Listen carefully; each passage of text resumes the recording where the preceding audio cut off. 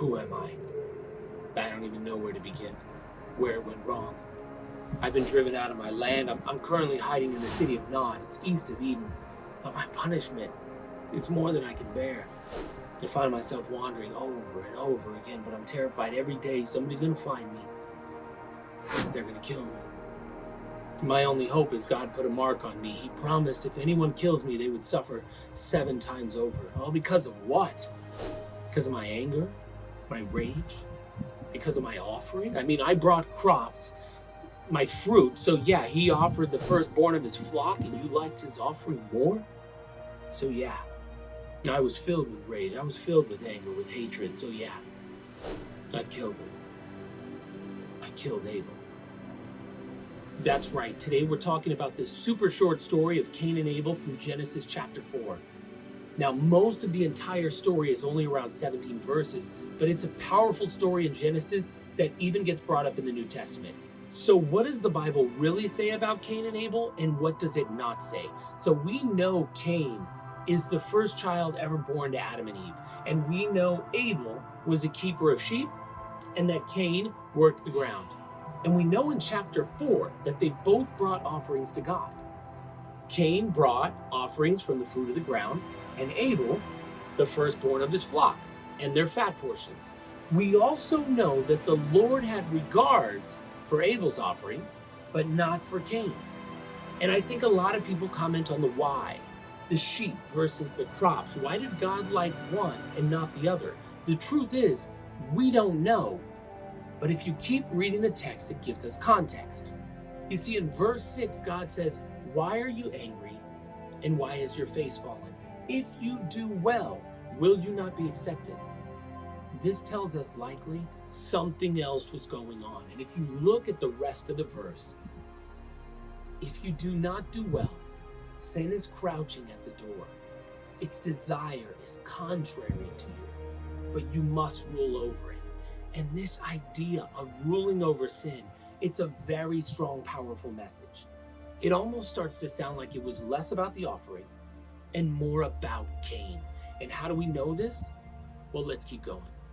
In verse 8, Cain is convincing his brother to go to the fields. He kills him. Very famous story. It's the first recorded murder in the Bible. And then God comes to Cain and says, "Where's your brother?" And it's so powerful what God says, because I want you to take this in. It gives so much insight into God. God says, "What have you done?" The voice of your brother's blood is crying out from the ground. And then he says, "And now you are cursed from the ground, which has opened up its mouth to receive your brother's blood from your hand." Cain finds out he's not only going to be a fugitive and driven out, but when he works the ground, remember, he does agriculture, crops. It's no longer going to give the strength of the earth. In essence, the crops are no longer going to grow. And this powerful narrative, it's really about that, consequences. You see, Cain makes a rash decision in his anger that has a lifelong decision. And if you look, this is in the same realm of Adam and Eve, who also made a rash decision with lifelong consequences. We have to understand that's one of the biggest messages here. Now, neither Adam nor Eve nor Cain were able to rule over their sin. It crouched, waiting for the opportunity. And when it found it, all of them made decisions that forever would change their lives. Let's talk about Cain and Abel in the New Testament. Because we know that early legends of Genesis 1 through 11 also set up so much of the foundations for how the world works, but it does blend with history. And this story appears to have some historical context. And you might say, how do you know that? In Hebrews 11:4, the author says, "By faith, we understand that the universe was created by the word of God, so that what is seen was not made out of things that are visible. And by faith, Abel offered to God a more acceptable sacrifice than Cain, which he was commended as righteous, God commending him by accepting his gifts." Did you know that even Jesus talked about Cain and Abel? That's right, when he was talking to the scribes and Pharisees in Matthew chapter 23, he was giving his famous woe to the scribes and Pharisees. And in verse 34, he says, "Therefore I send you prophets and wise men and scribes, some of whom you will kill and crucify, some who you will flog in your synagogues and persecute from town to town, so that on you will come all the righteous blood shed on earth, from the blood of the righteous Abel to Zechariah. Now I want you to imagine that even Jesus is putting the story of Cain and Abel into the discussions with Pharisees. And yes, in this case, he's giving an example from the first righteous person murdered to this one in recent times.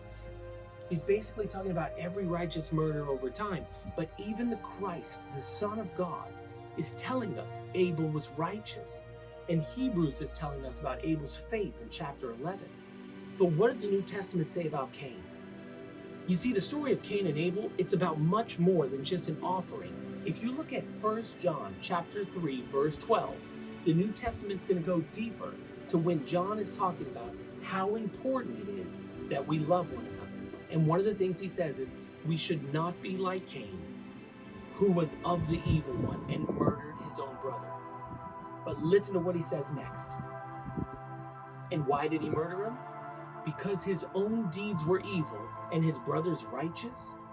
You see, we make so much about the type of sacrifice that each gave, the crops versus the sheep. But when you really look at the story, it's not about the sacrifice as much as it is about who the sacrifice came from. We're told Abel had faith, was considered righteous, and Cain had evil deeds. And Genesis says it so perfectly. If you do well, will you not be accepted? Meaning it was about Cain more than it was his offering. Now, did you know the story of Cain and Abel is even mentioned in the book of Jude in the New Testament, chapter 1?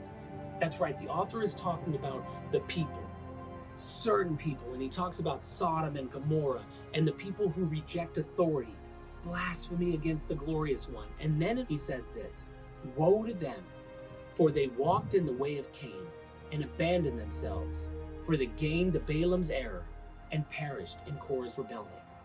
Now, if you remember, Balaam was a non-Israelite prophet in the book of Numbers in the Torah, who the Bible mentions was unable to curse the Israelites. But later we find out, especially in Revelation, that Balaam led the Israelites to fall into sexual immorality with Moabite women. And Korah, we also know from the book of Numbers, he led a rebellion with 250 leaders against Moses. So this verse, it's warning against being like Cain, like Balaam, like Korah. And in the NIV, I love the way it phrases it. It says, they have taken the way of Cain, rushed for profit in Balaam's error, and been destroyed in Korah's rebellion. They are talking about three people that, as we mentioned earlier, sin was crouching at their doorstep, and they all gave in. You see, Cain and Abel is of course about the first recorded murder in the Bible, but it's about so much more. It's about realizing that Genesis is trying to teach us a life lesson, that if we don't do what's right, sin is crouching at our door. It desires to have us, but we must rule over it. It has less to do with vegetables versus sheep, and much more to do with the heart and mind of the person giving the offering. That is the story of Cain and Abel. Now, if you have a deep desire to learn more about God, then come back every week. We're going to dig into so many things from this Bible, help it be a lot easier to digest and to understand, and to take you on this journey with us. Like and subscribe. Don't just go to church. Don't just pray. Don't just get into a Bible study group. Do it all. Find out more about the Creator of the world and come on this journey with us, because we're all flawed, but we have faith that God can still do great things with us.